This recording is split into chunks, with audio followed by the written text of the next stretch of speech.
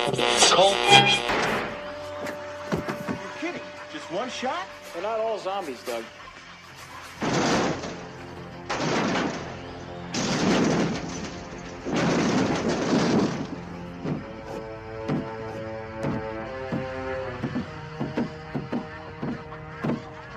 How do you fight this thing? Maybe we could drown it in A1 sauce. Well, sometimes that is better. The person you put up there ain't the person that comes back. It's a dance song to get down with. About 6 feet under. Get down. Ooh, I love this song.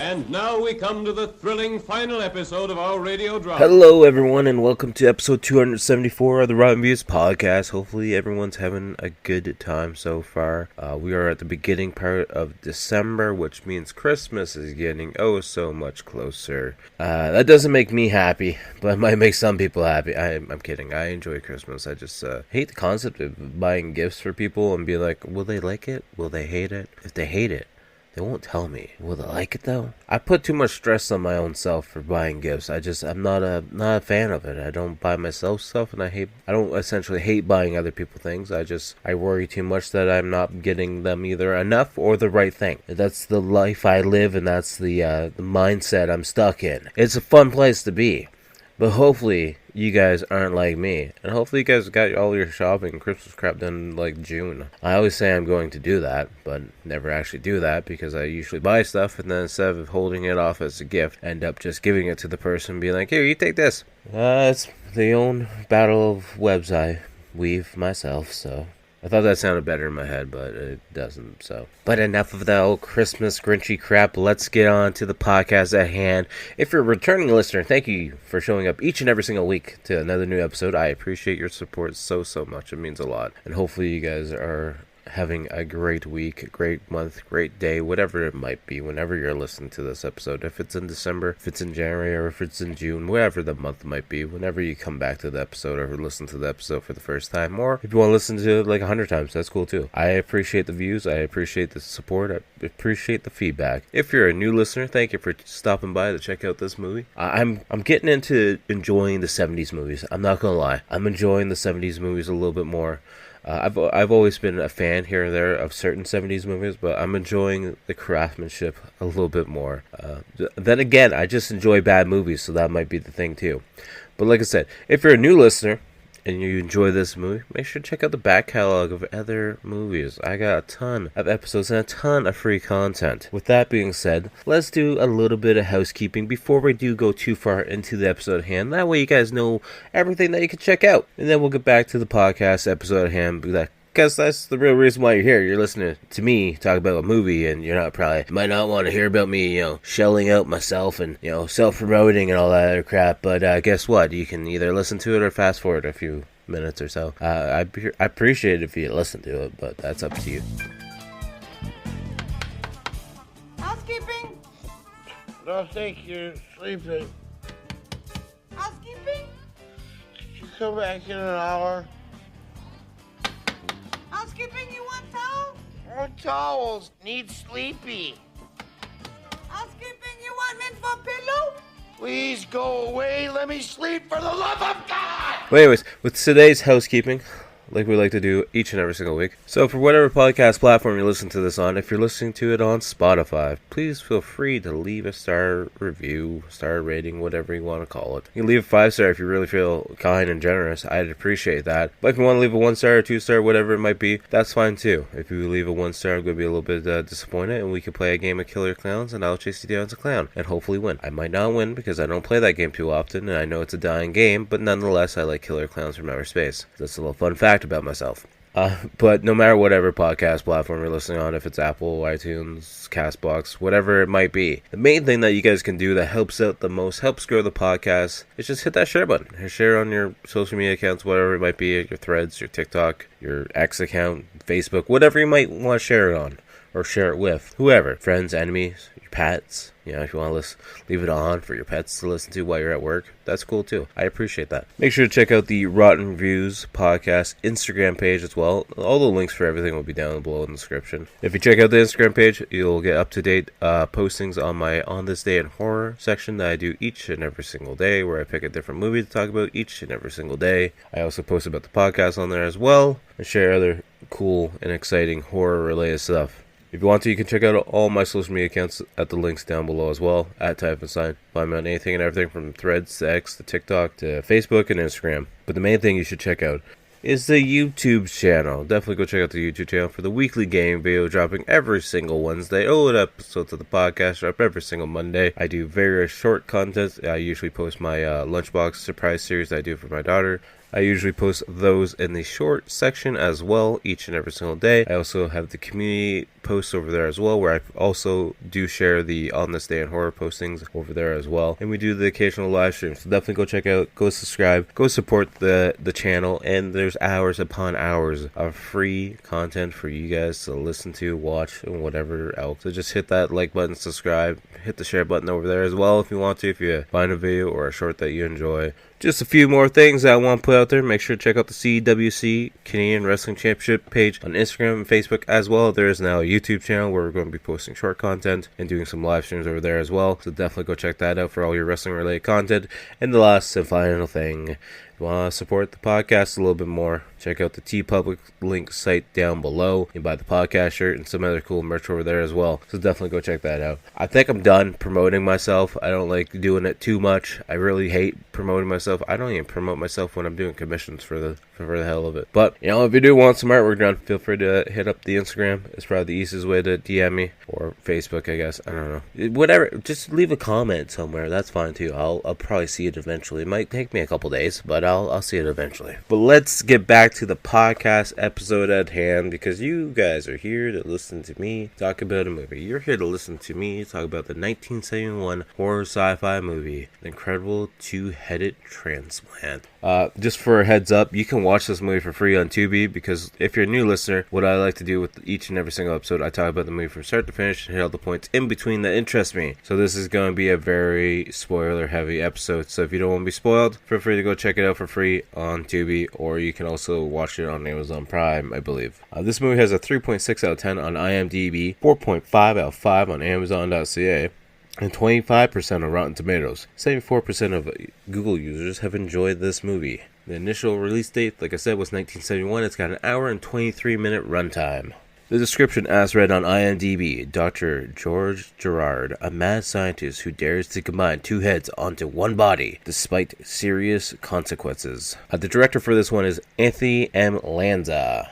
Apparently, Anthony in 1970 was the second unit or assistant director for a movie called Bigfoot, which I don't know that one, but it's got 2.7 out of 10 on IMDb. He was director for 1967's The Glory Stompers. Don't know anything about that movie. I could only predict what that might be about. And in 1979, he was a director for Squeeze Play.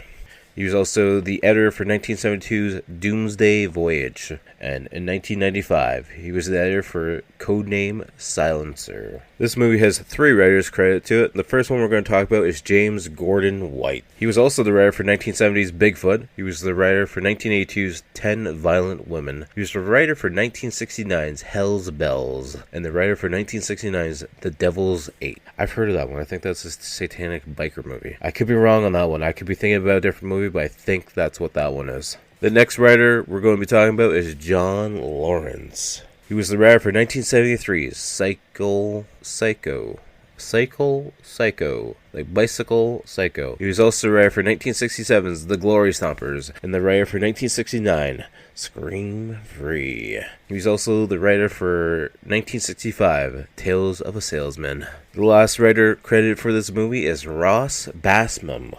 Basbam? He was the producer for 1965's Moto Psycho. He was the producer for 1975's Fugitive Lovers, and the producer for 1979's Feedback, as well as the producer for 1982's Beach House. We're going to jump over to talking about a couple of the top billed cast members for this movie. The first one we're going to talk about is Bruce Dern playing the character of Roger. He was Woody Grant in 2013's Nebraska. He was General Sandy Smithers in 2015's The Hateful Eight. He was Tom Buchan in 1974's The Great Gatsby. And the one that I know him the best for, in 1989, he was Mark Rumsfeld in The Burbs. Next person we're going to talk about is Pat Priest, playing the character of Linda. In 1967, she was Dinah Bishop in Easy Come, Easy Go. She was in the 1971 TV series, I should say, Mission Impossible, which I'd never even seen the TV show before that. In 1967, she was playing the character of Lewis Carter in the TV series Mannix. And the thing that I know her the most from 1964 to 1966, and for 57 episodes, she was Marilyn Munster in The Munsters. I know I usually only talk about the top 2 billed cast members, but we got to talk about this last one just because I want to fit him in there, because I need to. We're talking about Casey Kasem. He's in this. He's playing the character Ken, but you probably know him as Cliff Jumper in 1986, The Transformers, the movie. He was in the original 1984 Ghostbusters. He was Shaggy in 2003's The Looney Tunes Back in Action. He's also Shaggy for 42 episodes from 2002 to 2006 in What's New, Scooby-Doo? From 1988 to 1981, he was in 27 episodes of A Pup Named Scooby-Doo, doing the voice for Shaggy as well. He was also in 41 episodes from 1969 to 1983 of Sesame Street, playing Q for Quarter, Narrator, and Short Rattlesnake, amongst a bunch of other characters as well. Because if you know Casey Kasem, he's best known for doing the voice of Shaggy for the longest time, but he's also a very well-known voice actor in a bunch of other things as well. So just seeing him in this movie is fun. Yeah, I've never seen him in an actual movie before. Not that I know of. I only know him as a voice actor for the most part. So I'm not sure how many actual movie acting roles, live action roles he has, but I know he is so good as a voice actor. So now that we're done talking about the writers, directors, the cast members, let's jump over to the tagline. The tagline for this movie is, 2 heads crafted on the body of a giant, the most fearsome living force ever created by man. A little bit of trivia. Apparently during a 1978 interview on The Tonight Show with Johnny Carson, Bruce Dern revealed he was not paid for his role in the film. He was issued a check for $1,700 during filming, and when he went to the bank to cash his check, the check bounced. When he returned to the set the next day, scheduled for filming, the set had already been shut down. That's crazy to think of. And back then, that's a lot of money for 1971. But with that being said, let's get ready to start the episode at hand. Like I said earlier, you can watch this movie for free on Tubi, and if you don't want to be spoiled, I recommend you turn off the podcast now, because like I do with each and every single episode, I'm going to be talking about this movie from start to finish and hitting all the points in between that interest me, so it's going to be a spoiler heavy episode. But then again, this movie came out in 1971. I don't want to hear about it. I don't want to hear you harassing me that I spoiled some parts. That's just how I do it, so deal with it. But with that being said, hopefully if you're at home, hopefully you're comfy, relaxed, sitting back, having some snacks, whatever it might be. If you're listening while going to sleep, good on you. I don't know why you would, but I'm not going to judge you at all. Maybe just slightly. Nah, I'm kidding. I won't. I appreciate all you guys and gals. If you're at work, hopefully this helps you get through the day. Hopefully it makes the day a little bit more enjoyable. And as I know most of you fine people like to do, you're listening in the vehicle, going to work, going shopping, going for a trip, wherever it might be. Just keep your eyes on the road. Get to where you're going nice and safely. I know for us here, it's starting to snow again, so the roads could become a little shitty. So if that's the case where you are, just pay attention where you're going and take your time getting there. With that being said, let's get started on the episode at hand right now. Presents Saturday Night at the Movies, the television series which each week brings you the finest in recent motion pictures. Tonight, A massive monster menaces the world.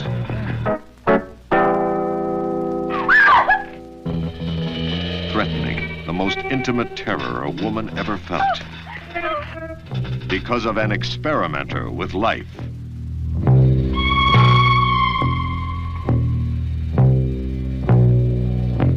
The Incredible Two Headed Transplant. Who are you? I'm your brother. You and I are now one, dummy.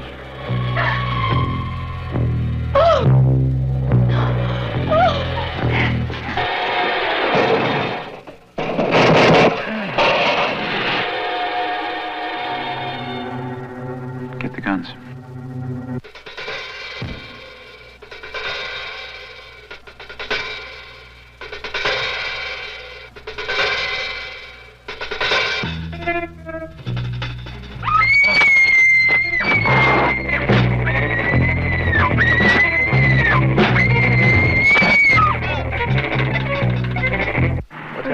couple was killed up there on the loop last night. A couple of kids claim they saw a giant with two heads do it.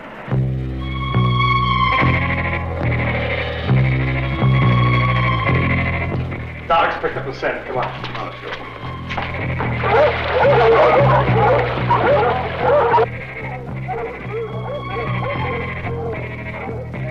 No woman is safe from his deadly embrace. No man is safe from his killer lust.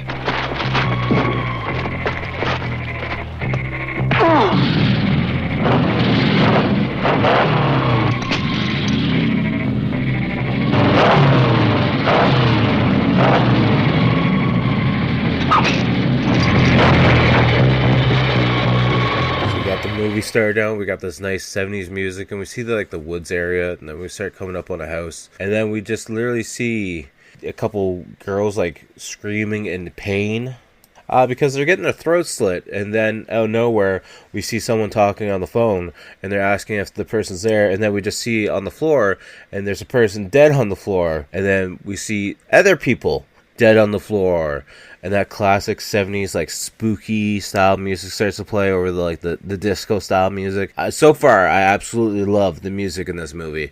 And then we see the cops randomly showing up, and the serial killer guy is still in the house, and he hears the cops showing up being like, oh, well, that's not good.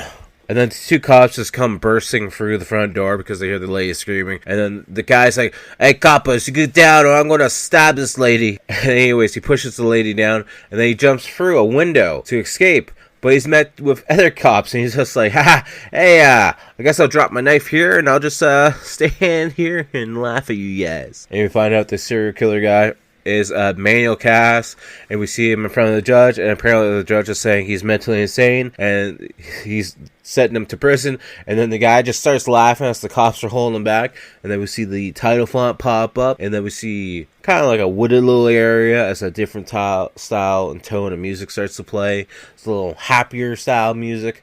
But I'm assuming, I haven't watched this beforehand, I'm assuming Cass is going to be one of the mutated heads on the giant body, just for shits and giggles. So then we have the intro credits playing, and this guy's randomly running through the woods, and then he's playing with a raccoon, and then we see him and what I'm assuming is his dad trying to chop down a big tree stump.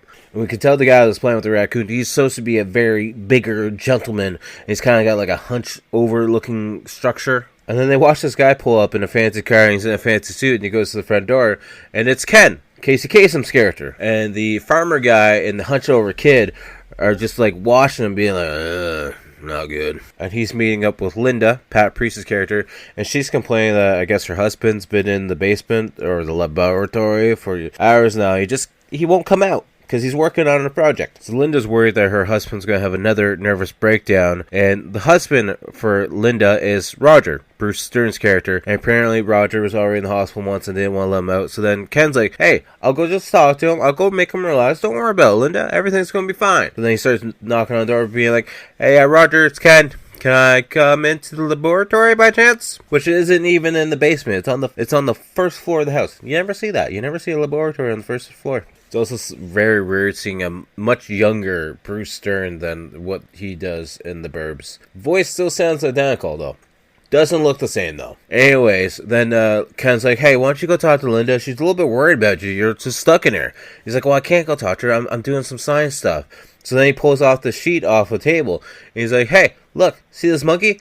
It's got two heads. Then Roger's like, hey, it's not even the only thing. Come over here. Come take a look at this. We got a two-headed fox, two-headed squirrel or something else. I wasn't really paying attention what was in every single cage. But there's a two-headed fox for sure. Two-headed rabbit. There's a two-headed snake. And then Ken's just looking over at everything and being like, wow, it's all amazing. He's like, well, what's the next thing? He's like, well, I'm going to take a live animal and take another live animal and swap the heads. And then, next thing I'm going to do, I'm going to do it on humans. So then Ken's like, hey, Roger, what about the guy whose head you're removing from his body? You can't keep the body alive, so what's going to happen? He's like, well, I'm just saying, somebody's got some brain damage and the body's still good. We'll just take a good head off a bad body and put it on the good body that has the bad head. It's like Roger also has this other doctor that works with him, Dr. Cooper, who pretty much walks around like Igor, essentially. He's got the hunchback overlook. He's looking around a little strange, being like, doctor,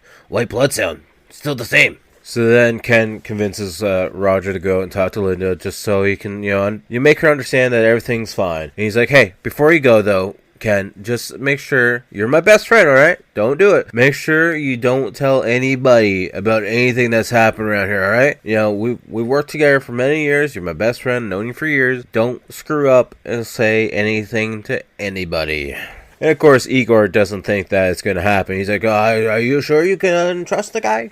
So then we're outside, and Ken is watching the farmer and his son Dan, the big hunched over guy, and, the horses are trying to pull out the stump that they're working on. Of course, the horses won't do it, and then Dan's like, come on, Daddy, let me help. So he gets behind the tree stump to try and push the stump over as well as the horses are pulling it, which is just going to cause a disaster.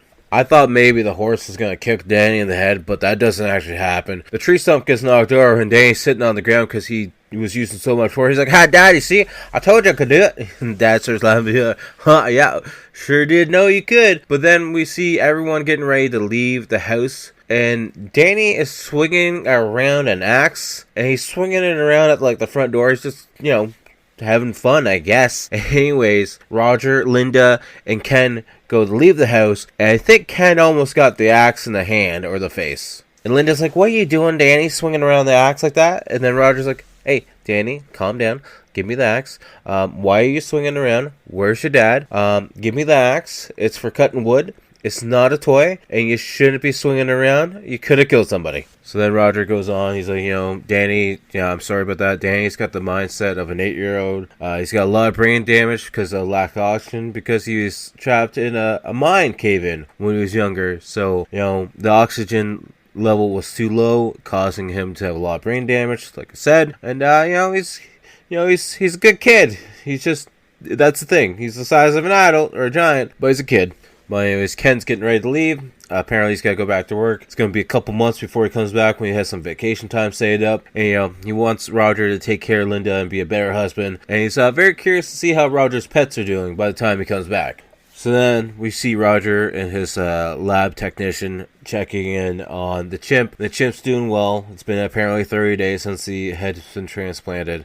And Igor, the lab technician guy, he's like, Roger, if you want to be really, known for your work, I think it's time we take it to the next level. I need some new hands. I need a new body to go with it, actually, to be honest with you. So if we want to work something out here, so I get it, that would help me out a lot. You see Roger outside talking to Linda. She wants to go away for a little vacation, get a little away time, go to the lodge. He's like, well, what are we going to do about my work? What do you want to do about that, Linda, huh? How about my work, Linda? And then Igor comes out running and being like, Roger, come. Quick, the monkey, pretty much killed over in the cage. Come on, let's go. So then Roger's checking the pulse of the monkey, and we find out that they lost the monkey. The monkey has passed away now. And the lab technician, Igor, that's what I call him. I know that's not his name. He looks very upset and pissed off, being like, oh, I want this to work out. Here, Roger, I want a new body. You can't keep killing the goddamn subject. So then we see Roger doing an autopsy on the monkey to see if it was the transplant that killed him. Apparently they find out that the monkey had heart issues, but you would assume that maybe they would have checked the health of the monkey first before doing the transplant, but apparently that doesn't make any sense. But anyways, then we just cut to Cass, the serial killer at the beginning of the movie,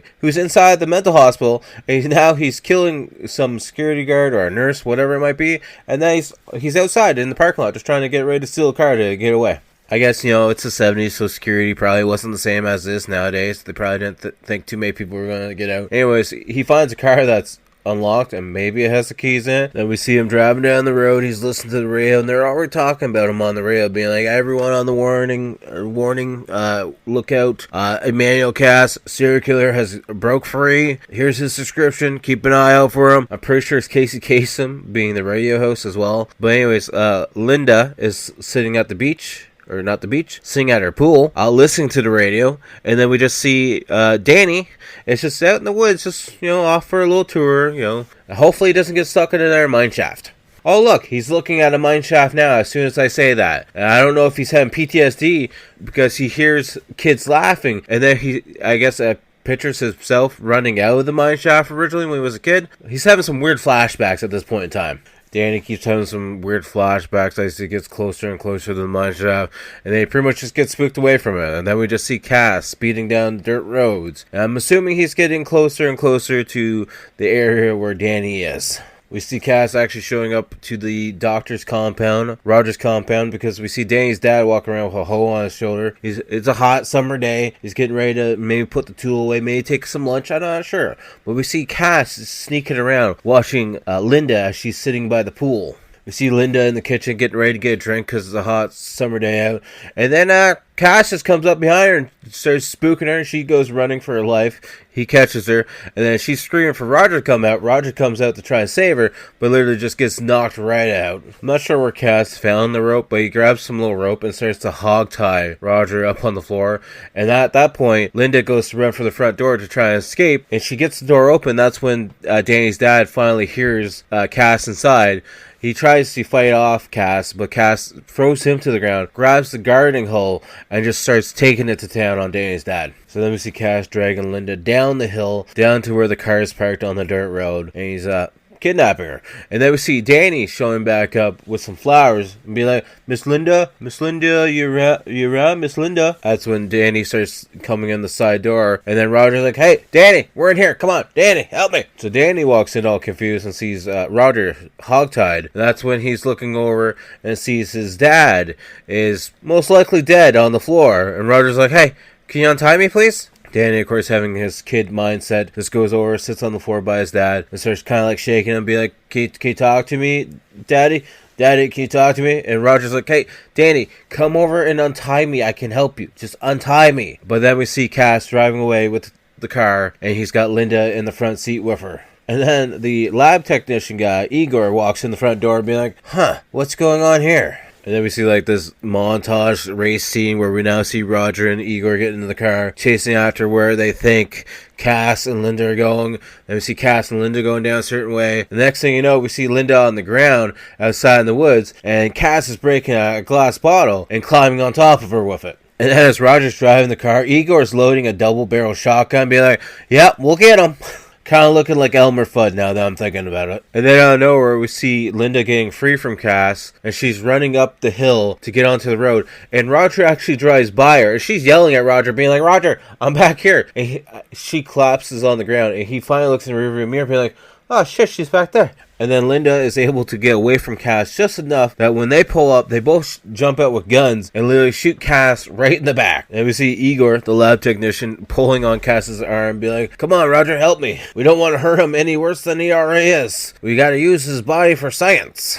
We see Roger bringing Linda in the house, and she's looking down at Danny, who's still sitting on the floor holding his father. And she goes to help him, but Roger's like, no, come on. We're going straight to bed. You're going to lay down in bed. You're going to take these pills, and you're going to go to sleep. And I'm going to help Danny. Don't worry about it. You just need to go to sleep. We'll get this all figured out. Not sure how. His dad's dead on the ground, but we'll get it all figured out. Roger's trying to get Danny away from his dad, but Danny won't leave his dad's side. So then Roger goes to the lab being like, alright, Max, Igor, let's go. I got the chloroform. We gotta get Danny away from his dad. We're going to make him go nighty-night for a little bit. So then Max, Igor, is like, hey, Roger, we have a good opportunity right now. So we got this psycho killer who's going to die soon. And then we have Danny, who, well, can't defend for herself. Well, he can defend for herself, but he's mentally not there at all. So why don't we kind of, take the killer's head off and put it on Danny's body with him? Oh, 2 heads are better than 1, right? Roger's not really up for the idea because he likes Danny. He doesn't really want to have to do it to Danny. But then he's like, you know what? Actually, after a few seconds of thinking, it just really sounded like too bad of an idea, to be honest with you. So then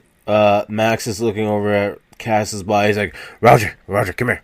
Look, he's legally dead now. How about we remove the head? Come on, let's do it, Roger. So we see the shot of the very slow medical procedure where they're operating on Cass and Danny, and they're operating on Cass first, and then we finally hear, at first it's just a silent beep, deadline beep of the medical table, and then it slowly starts to beep. There's life coming into the body again. And then we zoom out and we see Danny's body with a neck brace on, and then we just see Cass's head sitting beside it. And then Max is like, Roger, it's done.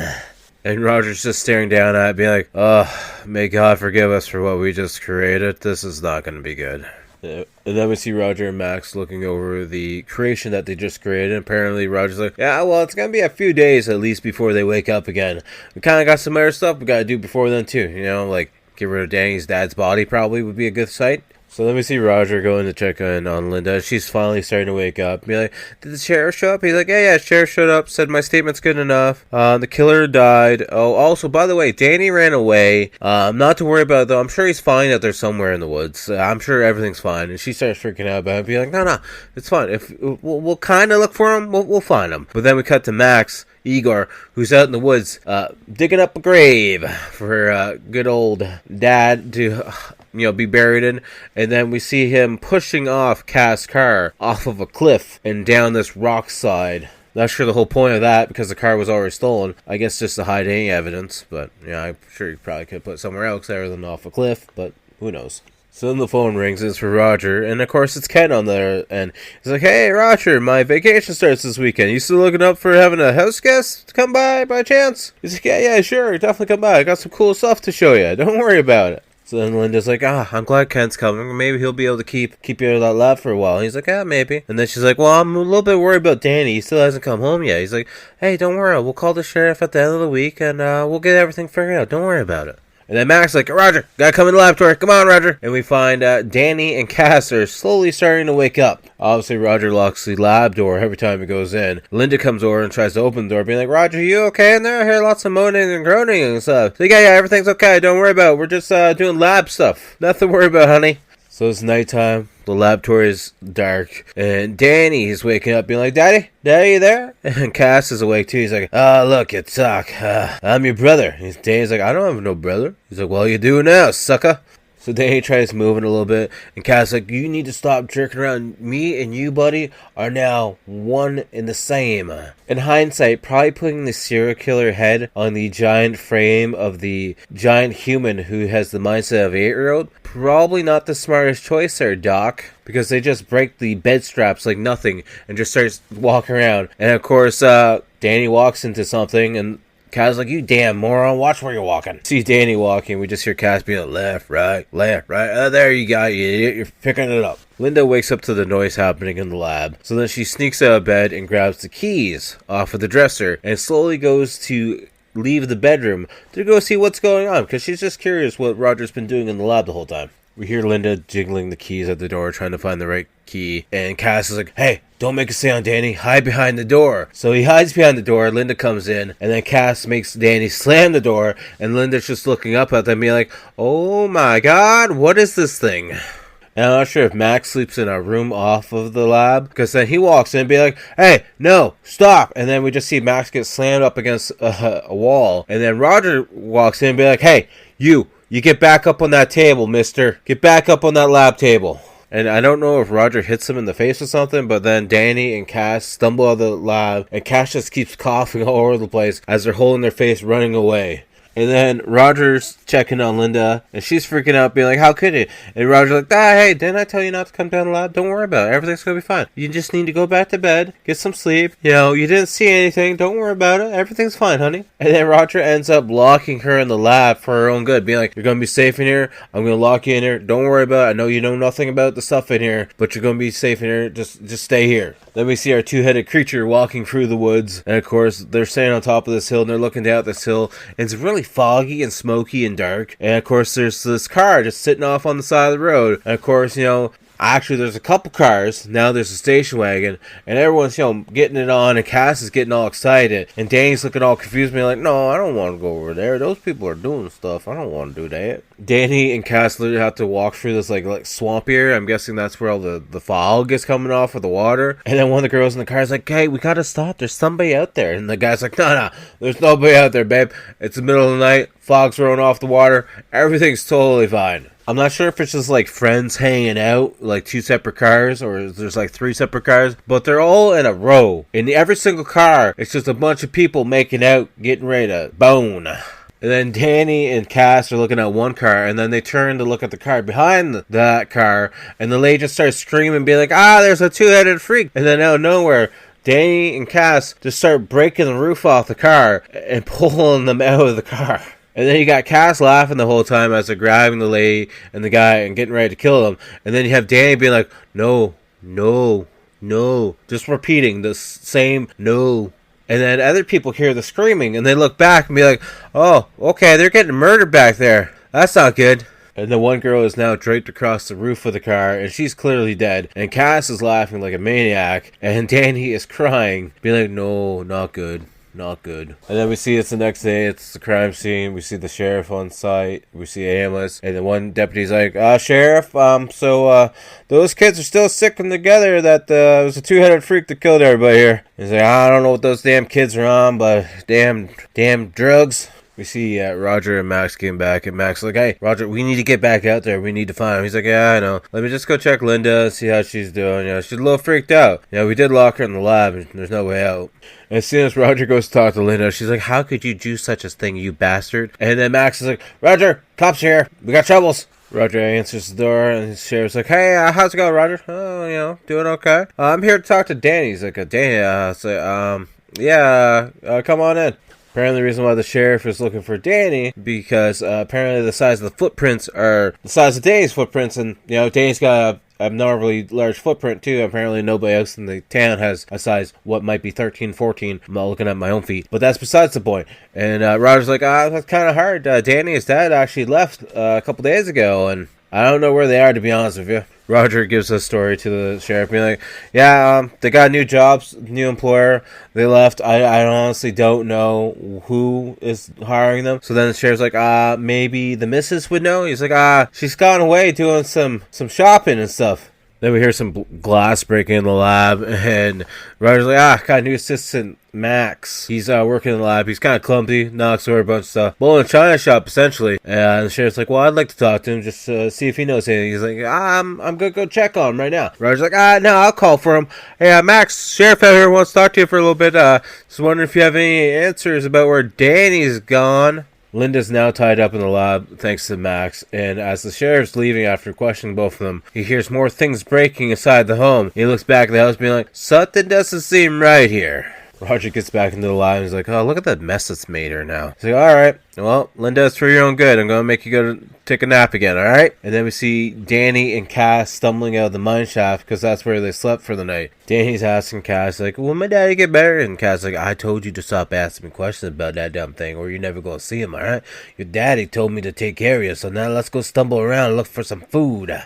Then the doorbell goes off, and it's Ken. And Roger answers the door. He's like, oh, crap, I forgot you were coming. I'm sorry, you gotta go back to the city. I'm in a very important thing right now. Don't have time to show you around. Linda's not feeling good. You need to go back to the city, and I will talk to you later. And then he just shuts the door in front of Ken's face and walks away. We see Danny and Cass stumbling through the woods a little bit, and then they kind of smell something or kind of hear something. I'm not sure which one it is first. I'm assuming Danny smells it first, but Cass probably hears the laughing. And then we see these bikers are having this little cookout in the woods over a little campfire, and they stumble across it. Then one of the bikers is getting ready to leave because he's like, I'm going to go take a little ride. Go clear my skull. Your bad vibes there, lady. Because the one biker chick is apparently an asshole. Anyways, as the guy drives away, we see Danny and Cass stumbling up being like, I'm getting ready to get some food. And the lady's like, come and get the slop. And she looks up and we just see Danny standing there. And she gets thrown to the ground. And then the other biker's coming off of the stream be like, hey, what are you doing? Why are you so big? So the biker pulls out a knife and we see this odd standoff between the two of them. 3 of them. 2.5, I guess. Cass is laughing the whole time. And Danny looks scared shitless because the guy has a knife and is trying to kill him. The biker actually stabs Danny in the arm, and that pisses them off. So then they tackle the biker to the ground, start wheeling on his head, and then it looks like they pick up a rock and just start smashing his face in. Cass is laughing the whole time while Danny's crying, and then the other biker shows up being like, what the hell is that? And then the other biker starts attacking Danny while he's on his bike still, while using the one hand, and starts whipping them with a steel chain. It's probably the best shot of the movie, to be honest with you. He goes around and hits him a couple times, keeps spinning around them, and on like the 4th time, Danny's tired of getting hit with the chain, so he grabs the chain, pulls the guy off the bike, and just starts hitting him back with the chain. And then the biker lady starts taking off in the woods, being chased by Danny now.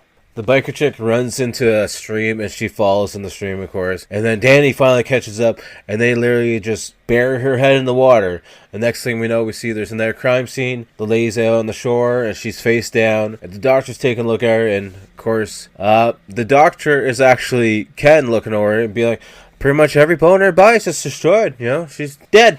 Definitely dead. And Ken's like, so you have any idea who it might be, Sheriff? He's like, I think it's that mental patient that broke out of the hospital, that maniac, that serial killer that broke out, that we still can't be able to find. You know, we found his car off on the side of this cliff, but haven't seen any signs of him. Not sure how we even know it's his car because he stole the car, but I guess we're just going off of that report. So we see Roger and Max, they're off in the woods looking around. They can't find Daniel. And Roger's like, you know, we're gonna have to destroy him, right? And Max like, oh, can't we just find him first? You know, test him, see what's wrong with him, you know, see what's going on, you know, maybe he's just you know, has some issues. He's like, no, we're gonna have to destroy him, buddy. Sorry, can't do it. Can't keep him alive. It's now nighttime again, and the sheriff is getting a bunch of guys together for a search party. I'm not sure why you want to do it at nighttime when we already know people are dying, but that's okay. At least you got some hounds to help you look. And then we see Ken showing up to the house where we see Linda's inside. She's tied up on the bed. He's like, I gotta get inside. I gotta see what's going on. I gotta see if Roger has anything to do with, you know, all these killings happening. Ken keeps ringing the doorbell, keeps knocking on the door. And he's a little bit worried that Linda's not answering the door because last time he was here, Linda wasn't even seen at all. Ken breaks in like the side door and he goes to the lab and can't get in the lab door. So I'm not sure if he was getting ready to leave, but Linda's struggling enough in the bed that she gets her feet free and is able to knock over the lamp on the nightstand. And then as soon as Ken's getting ready to leave, he opens up the door being like, wait, no, what was that sound? And then next thing you know, we see Linda untied on the bed. And Ken's like, so Roger's the one that did this to you? My car's out front. Let's get you changed and we'll get out of here, alright? And then we see Linda and Ken getting ready to leave the house. And then Roger and Max come in the front door. And Roger's like, you couldn't just stay away, could you, huh, Ken? I told you to stay away. And now look, you're here to take my wife away, huh? So then Roger and Max are holding Ken and Linda at gunpoint. And Roger's like, you're going to come with me and you're going to see what we've been up to. And Ken's like, Roger, what you've been up to, the thing has killed 5 people already. Roger's like, what? Killed 5 people already? Wait up, about. So now we see Linda, she's in a cage inside the lab, and everyone else is gone. But then we see Danny and Cass stumbling into the lab, and they're pretty much destroying everything, just looking for something. I'm not sure what they're looking for, but they're definitely looking for something, and they're throwing stuff around. This table hits a circuit board, everything starts sparking, and then they start throwing all the medical tables around, and that's when they notice Linda is in the cage behind them. Clearly, Cass is in control of Danny's body because they walk over to the cage, start shaking at it, grab the chain, they break the chain off the door, and Linda just passes out in the cage, being like, nope, I'm not dealing with this. And then we have that like classic Frankenstein, Bride of Frankenstein style shot where we see Danny and Cass walking, carrying Linda across their arms into this filled hill area off into the distance.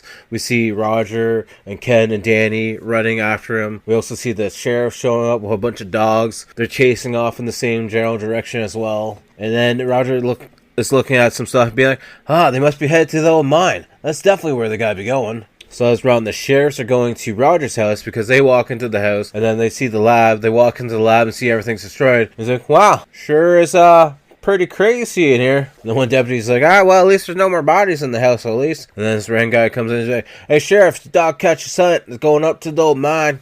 And then Cass starts to smother Linda as she wakes up. And she's like, Danny, please help me. He's like, I can't, Miss Linda. I don't have no control over my body. So then Roger, Ken, and Max get into the mine shafts. And Roger wants to shoot Danny. But Max like, no, you can't shoot him. If you kill him, I'm not going to be able to get another body. You can't do it. I need new hands. So Roger tries to calm down Danny because Danny's walking away from Linda. Ken goes over to comfort Linda and trying to get her out of the cave.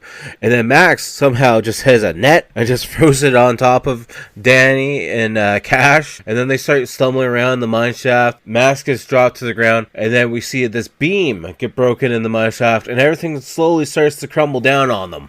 Roger's on the ground. He picked up his gun again, but he's on the ground, and he's yelling at Ken to get Linda out of the mineshaft quickly. And then he shoots the support beam on the mineshaft to make the mineshaft collapse in on himself and Danny, Cass, and I think Max is still somewhere on the ground somewhere. I'm not sure where, but he's definitely on the ground. And the whole mineshaft starts to collapse in. We see Danny's body getting knocked to the ground because I'm not sure if he got a rock in the face or a beam, but then Roger slowly just crawls over to him to hold his hand to pretty much say, I'm sorry for what I did to you. We see Ken and Linda outside the mine shaft, and the sheriff and the dogs are all showing up, and Ken's like, we gotta tell him. And Linda's like, do we really want Roger to be remembered that way? And the sheriff's like, so what's the killer in there? Are you guys alright? What's the killer in there? And then the slow, sappy music starts to play, and we look down the ground, and one of Danny's old kids' toys is still on the ground by the mine shaft, and we see everyone slowly walking away from the mine shaft and going back home to try and live their best life, I guess. And we see the mine shaft that's all broken down, and the outro credits start to play, and that's the end of the movie. I gotta say, this movie was decent. I wish we saw a little bit more of the killer, to be honest with you. I wish it got to the two-headed experiment a little bit sooner. It's interesting to have a serial killer's head put on top of the giant body of an oversized gentleman who has the mindset of an 8-year-old. That concept is interesting. It wasn't too bad of a movie. Nothing too crazy. The cast is pretty good, not gonna lie. I enjoy seeing Bruce Dern in something other than The Burbs. I enjoyed seeing Linda, Pat Priest's character, Pat Priest from The Munsters, and Casey Kasem in it. I mean, not too bad. Can't really lie about that. You don't see Kasem a whole lot in the movie, but he does come in near the end again, so it all works out.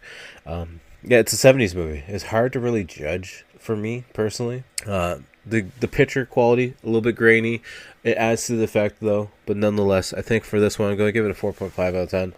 I just wish it got to the two-headed side of things. And Cass, he's an interesting killer, but he just kind of just laughs like a crazy man. That's about it, really. Doesn't really talk too much. Doesn't really have the mindset to make him a serial killer, other than he's just crazy and he enjoys seeing people in pain. That's really about it. But with that being said, let's pick what we're going to be watching next week. And as we are in December now, let's start watching some seasonal style movies.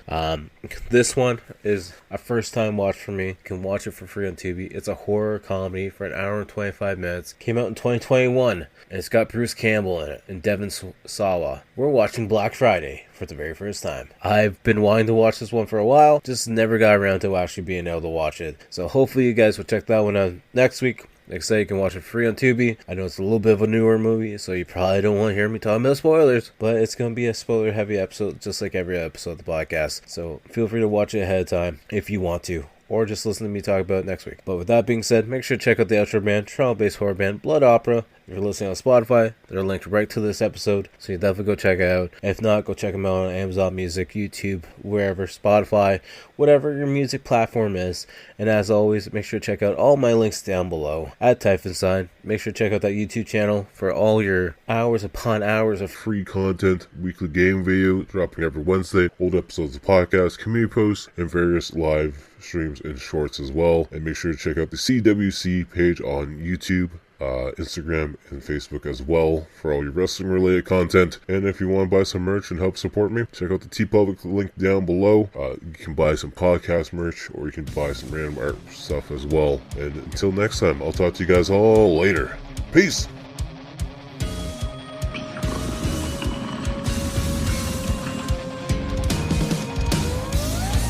I am the whisper in the classroom, the writing on the wall. What's blood for, if not for the shedding?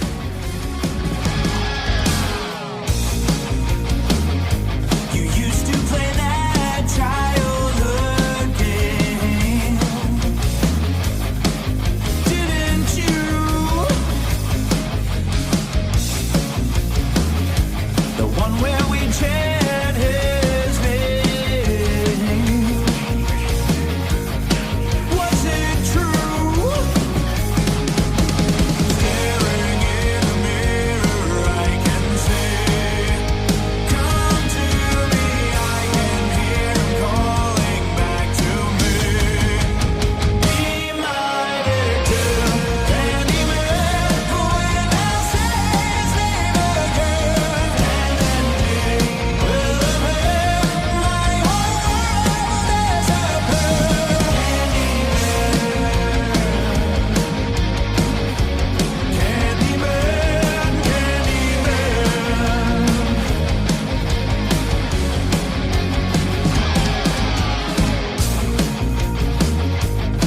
was there for